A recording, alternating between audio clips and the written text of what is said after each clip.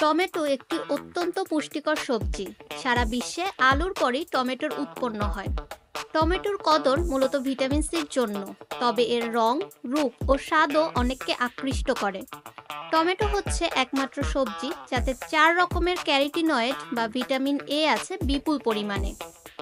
এই ক্যারোটিনয়েড বা vitamin A ত্বক ও চোখের সুস্থতা এবং দেহের রোগ প্রতিরোধ ক্ষমতা বাড়ায়। তবে এর বেশিরভাগই হাইব্রিড। অমৌসুমে ভালো ফল দেওয়ার জন্য দিন দিন বিভিন্ন হাইব্রিড জাতের টমেটো চাষের জনপ্রিয়তা বাড়ছে।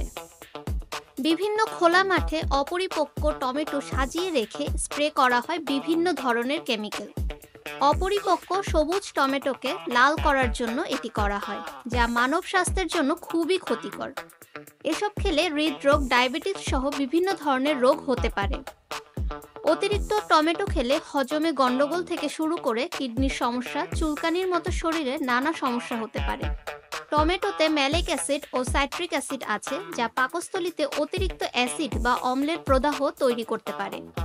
টমেটোতে হিস্টামিন নামের এক ধরনের যৌগ আছে, যা থেকে ত্বকে ছোপ ছোপ দাগ বা র্যাশ দেখা দিতে পারে।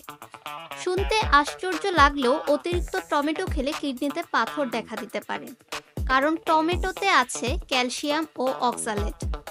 অস্থিসন্ধিগুলো ফুলে উঠতে পারে, কারণ এতে সোলানিন নামে বিশেষ অ্যালকালয়েড থাকে। টমেটোতে সালমোনেলা নামের এক ধরনের ব্যাকটেরিয়া থাকতে পারে, এটি ডায়রিয়ার জন্য দায়ী। ফাহমিদা বিনতে আনোয়ার, নিরপেক্ষ নিউজ ডেস্ক, ঢাকা।